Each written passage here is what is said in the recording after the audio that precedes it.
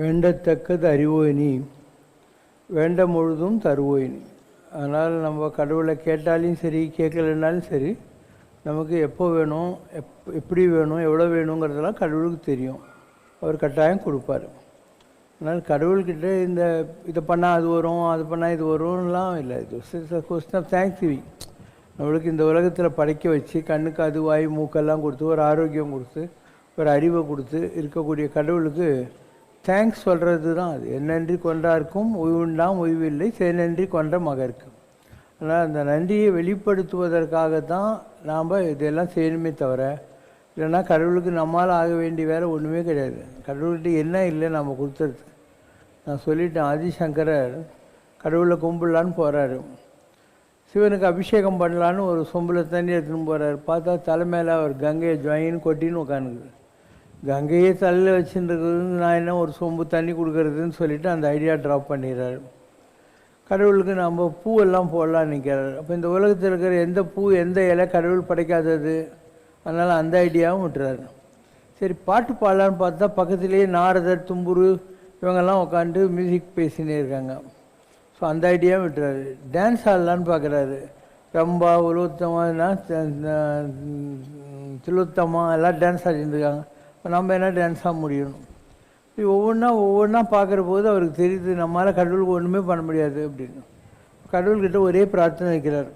நான் உனக்கு ஏதாவது பூஜை பண்ணணும்னு நினைக்கிற போது தான் நீ எவ்வளோ பெரிய ஆள், நான் எவ்வளோ சின்ன ஆள் அப்படின்னு எனக்கு தெரியுது.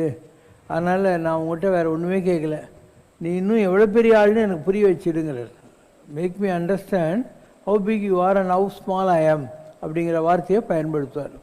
அதனால் நீங்கள் எந்த ஒரு வழிபாட்டுக்கு போனாலையும் அது பூராவுமே கடவுளால் கொடுக்கப்பட்டது. நீ கடவுளுக்கு என்னத்தை கொடுத்துருவேன் இல்லையா? அதனால் பீமன் ஒருத்தர் இருந்தால் மகாபாரதத்தில் கிருஷ்ணர் குழந்தை இல்லையேன்ட்டு பூஜை பண்ணணுன்னு பார்க்குறாரு.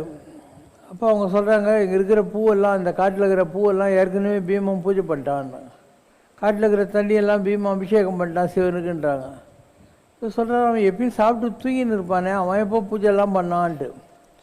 அதுக்கு அவங்க சொல்கிறாங்களாம், அவன் காட்டில் நடந்து போகிற போது இந்த பூவெல்லாம் சிவனுக்குண்டுவான், இந்த தண்ணியெல்லாம் சிவனுக்குண்டுவான், அவன் நினச்ச உடனே எல்லாம் அந்த சாமிக்கு போய் சேர்ந்து போகுது அப்படின்ற வார்த்தையை பயன்படுத்துவாங்க.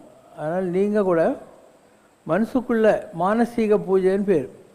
உங்களுக்கு எந்த காலெலாம் செலவே கிடையாது. எந்திரிச்சு உக்காந்துக்கிட்டு இந்த உலகத்தில் இருக்கிற எல்லா நல்ல வஸ்துக்களும் நான் உனக்கு கொடுக்குறேங்கிற மாதிரி ஒவ்வொன்றா நீ கற்பனை பண்ணிக்கலாம்.